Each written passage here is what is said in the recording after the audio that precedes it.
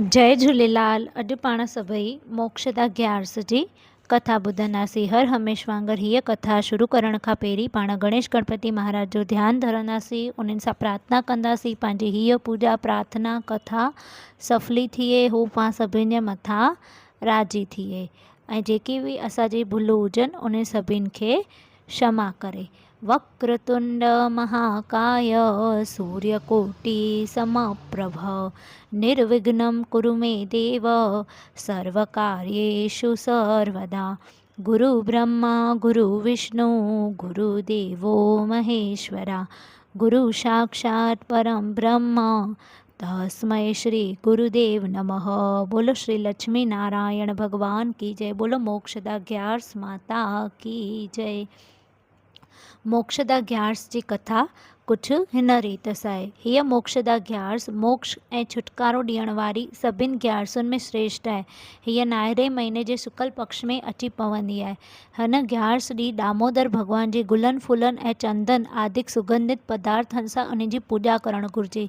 जेके पितृ अधोगतिअ खे प्राप्त थिया आहिनि या भूत प्रेत थिया आहिनि, से सभई हिन महामोक्षदायिनी ग्यारस जे पुण्य जे प्रभाव करे वैकुंठ में वञी वास कनि था ऐं वरी जनम मरण जे जंजाल में नथा फासनि। हिन ग्यारस जो प्रसंग कुझु हिन रीत सां आहे। चंपक नगर में वेखानस नाले हिकु धर्मात्मा राज कंदो हो ऐं सची श्रद्धा सां ब्राह्मण जी सेवा बि कंदो हो। हिकिड़े ॾींहुं उन राजा राति जो तमामु ख़राबु सुपिनो ॾिठो। सुपिने में छा ॾिसे त मुंहिंजो पिता नर्क नदीअ में गोता खाईंदो रहियो आहे ऐं प्रेत बि ॾाढा दुख ॾिसी रहिया आहिनि। सुबुह जो राजा पंडितनि खे घुराए उन्हनि खां पिता जे उद्धार करण जो उपाय पुछियईं। पंडित चवणु लॻा त हे महाराज, हिन शहर में वेझो थोरे ई पंध ते पर्वत मुनीअ जो आश्रम आहे। उन्हनि खां हली सलाह पुछो, असां बि तव्हां सां गॾु था हलूं। राजा पंडितनि सां गॾिजी पर्वत मुनीअ ते आश्रम ते आयो ऐं हथ जोड़े विनती करणु लॻो त हे महाराजा, अॼु राति मां पंहिंजे पिता खे नर्क नदीअ में गोता खाईंदो ॾिठो आहे। हाणे अहिड़ी का सलाह ॾियो या उपाय ॿुधायो, दान पुण्य या विर्त ॾसियो जीअं मुंहिंजे पिता जो उद्धार थिए, न त मुंहिंजो हिन संसार में जीअण ई अजायो आहे।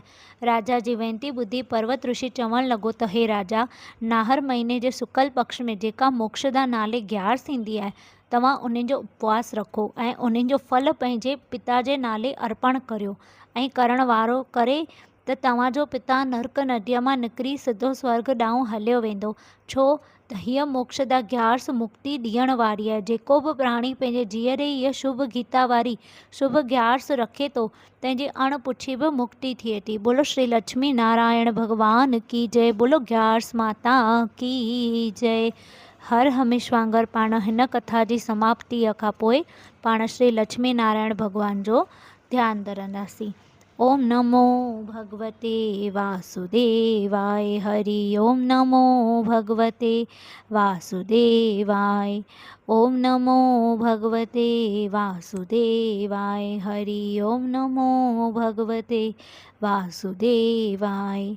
ओम नमो भगवते वासुदेवाय। हरि ओम नमो भगवते वासुदेवाय। ओम नमो भगवते वासुदेवाय। बोलो श्री लक्ष्मी नारायण भगवान की जय। त हीअ ग्यारस जो महात्म बि इलाही महत्व रखे थो।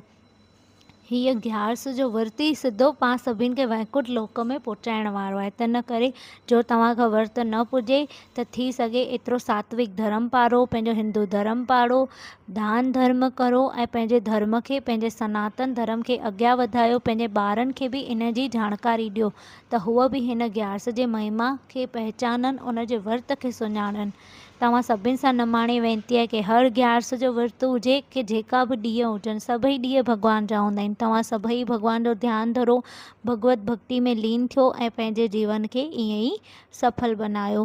बोलो श्री कृष्ण चंद्र भगवान की जय। बोलो ग्यारस माता की जय। आज के आनंद की जय। गंगा मैया की जय। मोक्षदा ग्यारस माता की जय।